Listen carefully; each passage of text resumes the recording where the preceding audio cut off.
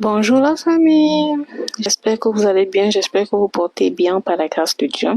Quant à moi, Dieu fait grâce. Eh bien la famille, comme vous pouvez le constater, nous allons faire un petit menu avec des crevettes, de la sauce béchamel, du jambon, des tagliatelles. Pour ceux-là qui ne connaissent pas, tapez sur Google, vous allez voir. Comme vous pouvez le voir, j'ai déjà pré-cuit mes pâtes. J'ai assaisonné et mariné mes crevettes. J'ai tout découpé, quoi. Maintenant, on préchauffe la marmite. Il y avait un peu d'eau. Ne regardez pas le fond de ma marmite. J'ai fait bouillir les pâtes à l'intérieur, donc ça a un peu collé, comme vous pouvez le constater là. Laissez-moi chauffer ça comme ça. Préchauffe. Et là, je rajoute du beurre. Je rajoute du beurre, ça c'est du beurre salé. Vu que ce n'est que ça que j'avais à la maison, du coup j'ai fait avec du beurre salé. Et aussi ce beurre là contient encore un peu d'eau. C'est pourquoi vous voyez un peu de fumée monter là, parce que l'eau est en train de s'évaporer du beurre. Je patiente. Là, je vais sur ma mixture du condiment que j'ai découpé, poivron, oignon, ail. Je verse une quantité, je remue.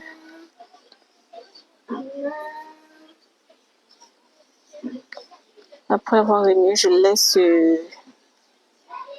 laisse cuire quelques minutes. Question de laisser les légumes être translucides.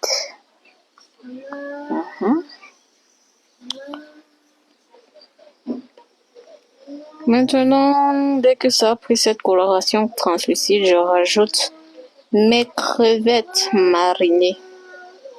Je tourne. Maintenant, j'essaie de repartir ça dans la marmite. Question de laisser cuire les deux faces. Je cuis d'abord une première face. Quelques minutes après, je reviens retourner l'autre face.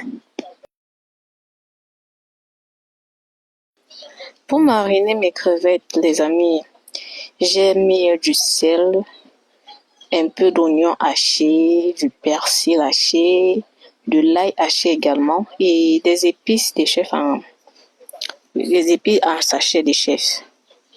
Oui, c'est avec ça que j'ai mariné mes crevettes. Et sans vous dire, ça avait le goût alors.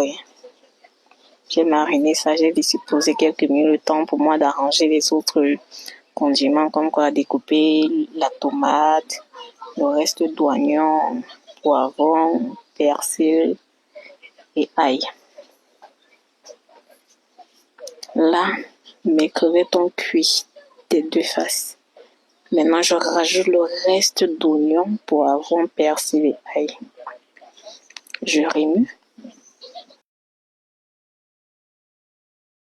J'ai remué, j'ai laissé cuire quelques minutes. Là, maintenant, j'ajoute du poivron.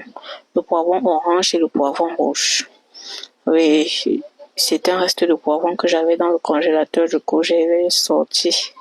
Question de donner une belle coloration à ma préparation. Là, je rajoute la tomate.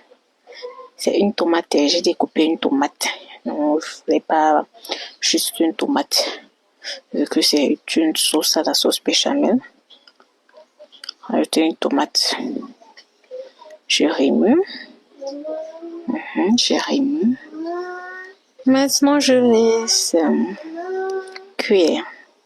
Quelques minutes plus tard, regardez la couleur de ça. Je rajoute le piment. Ça, c'est le piment en poudre. Je rajoute le reste d'épices que j'ai mariné les crevettes avec. Le reste d'épices que j'ai mariné les crevettes, je remue. Je remue correctement et bien. Oh Seigneur, regardez comment ça donne envie. On dirait les crevettes sautées. Regardez.